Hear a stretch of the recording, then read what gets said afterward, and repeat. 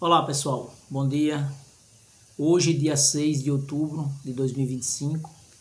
Para aqueles que não me conhecem, me chamo Luiz Alberto.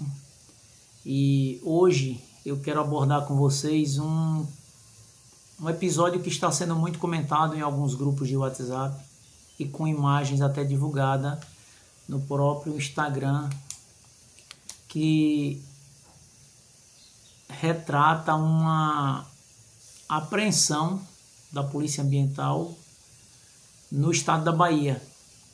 Lembrando aos senhores que quem quiser, tiver interesse em ouvir o vídeo por completo, procure o nosso canal lá no YouTube, Uma Voz pelo Galismo MF.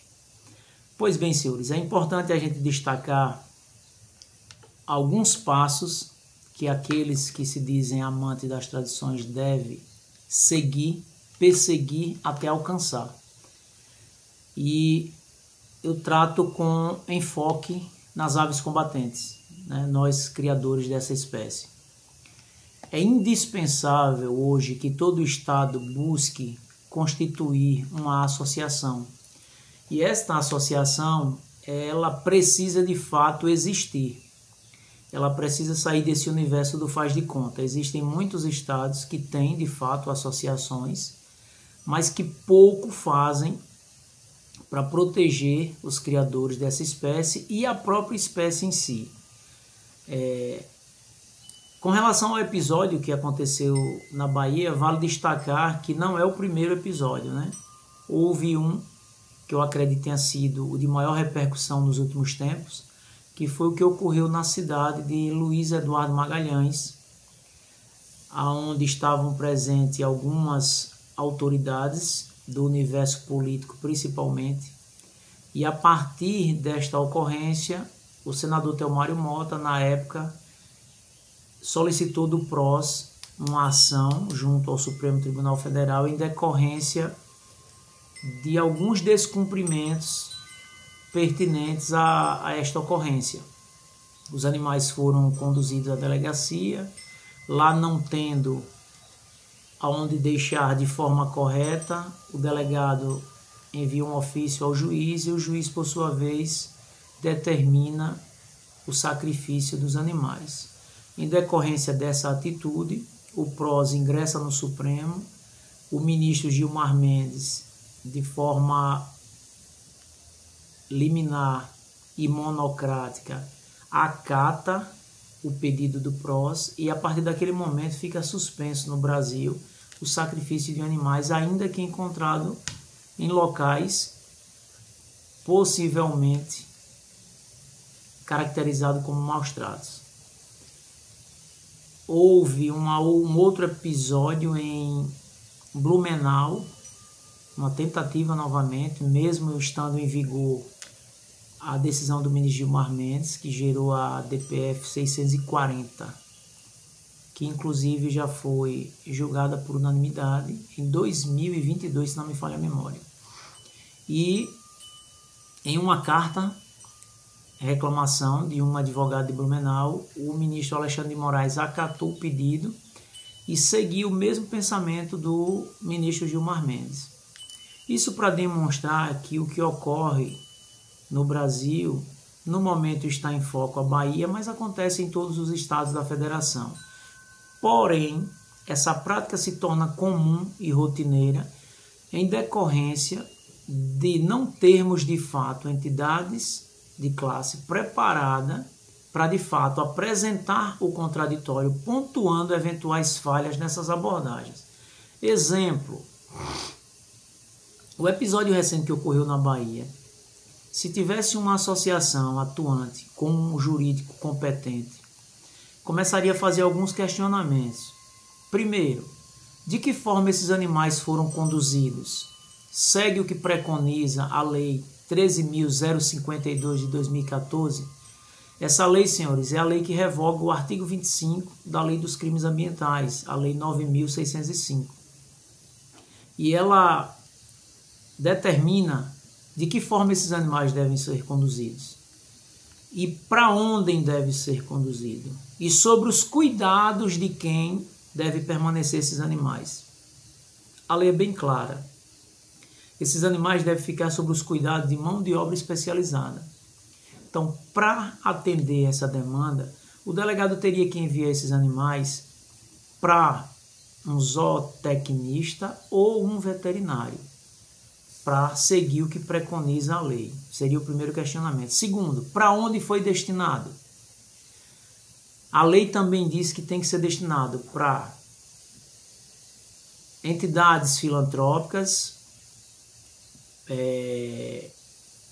entidade filantrópica, jardins zoológicos ou entidades similares que atendam à finalidade para guarda e cuidados.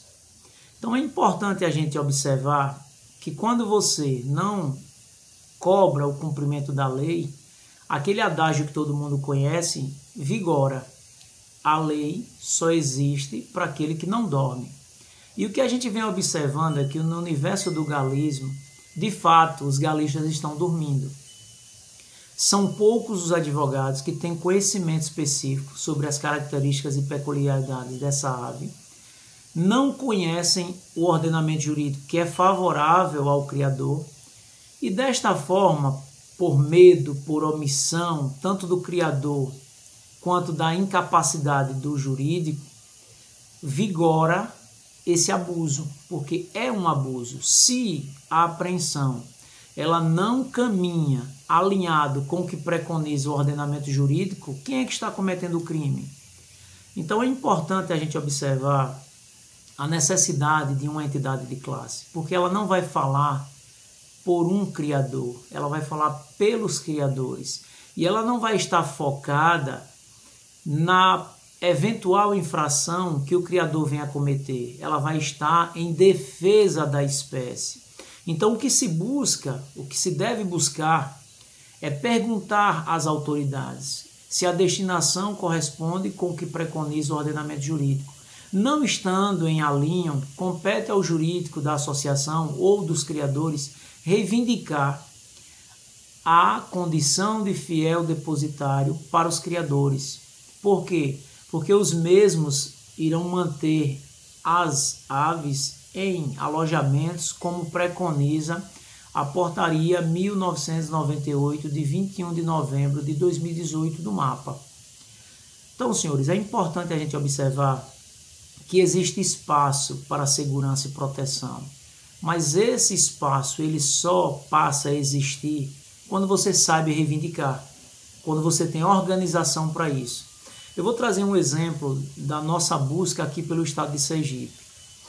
À época, enquanto presidente, em 2022, nós já tínhamos alcançado o reconhecimento de utilidade pública estadual. É a única associação no Brasil que tem esse título. Mas nós queríamos mais, então eu ingressei com um pedido junto ao Ministério da Justiça, em Brasília, para alcançar o reconhecimento de OCIP nacional. Por 2 vezes foi negado. E eu tenho certeza absoluta que a recusa foi por falta de influência, de articulação, porque eu tentei pelo caminho legal. Mas quando chega lá que o pessoal observa e diz, opa, galo de briga, o que fica é esse estigma do galo de briga, não é do preservador de uma espécie. Então eles pediam, corrija isso, eu ia lá, corrigia como solicitado, quando reenviava, corrija isso. Então eu tenho discernimento de quando devo parar de sonhar, e aí eu desisti.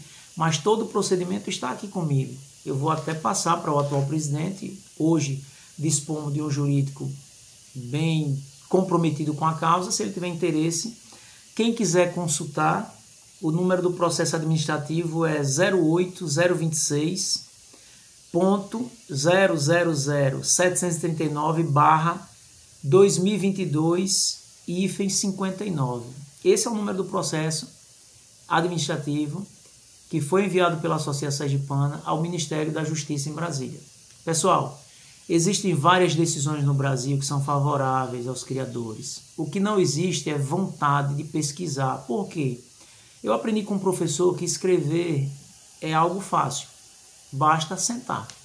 O problema é que as pessoas não querem fazer uso desse expediente e botar a bunda numa cadeira e começar a pesquisar. Existe um acordo de Teresina, no Piauí, aonde o desembargador nos apresenta um voto fantástico. Inclusive no voto ele deixa bem claro de que o Ministério Público teria induzido o juiz de primeira instância a erro. Nesse acordo, o que o Ministério Público pedia era o sacrifício de todas as aves combatentes do estado do Piauí. E aí, no final, o desembargador cita todo o nosso ordenamento jurídico. Por isso que eu digo, cabe ao jurídico ser curioso.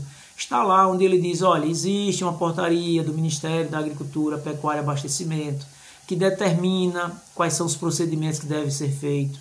Cita a Lei 13.052 no tocante à destinação para jardins zoológicos, fundações ou entidades similares para guarda e cuidado e não para sacrifício, como na maioria das vezes eram e continuam sendo feitos. Existe um acórdão agora, senhores, de 24 de outubro de 2025 do Estado de Sergipe. Anotem aí, 2025-011-497-62, favorável ao criador. O que é que está apresentado no voto? A ausência de perícia. As apreensões acontecem ao arrepio, pega-se os animais e leva. E lá no depoimento o agente fala o que quer. E na justiça não é assim que funciona. Para você incriminar alguém, você precisa de uma prova nítida, incontestável. Então, a perícia não foi apresentada, o jurídico da associação fez uso desse expediente e o desembargador acatou. Então, pessoal, o que falta para os criadores da ave combatente e para aqueles defensores das tradições é organização. A vaquejada está aí, mas é preciso lembrar que tem uma ADIM no Supremo Tribunal Federal para ser julgada. Eram duas, uma foi julgada favorável à vaquejada, mas tem uma outra. Enquanto isso, os ambientalistas estão super organizados. Basta vocês observarem agora o que está acontecendo em Belém. Ali não é para a manutenção das tradições. Ali é para uma dominação de visão de mundo, aonde o que deve predominar é tudo aquilo que é medido pela régua daquelas pessoas. E nós estamos aqui, né? Bem confortável, apenas com aqueles emblemas em camisas, né? Eles combatem por instinto e eu preservo por amor. Isso não leva a lugar nenhum. Isso apenas provoca ainda mais o ego daqueles que combatem a gente. Da mesma forma, a vaquejada. Existe uma lei específica que regulamenta a prática esportiva, existe um reconhecimento do IFAM, mas existe um grupo que opera nos bastidores para tornar a emenda 96, que cria o parágrafo 7º do artigo 225 da Constituição Federal, buscando a sua inconstitucionalidade. Então, pessoal, é organização, é grupo, é pensamento coeso, é uníssono que a gente consegue avançar e garantir proteções e direitos. Caso contrário, nunca sairemos da condição de caça e um dia seremos abatidos. Forte abraço.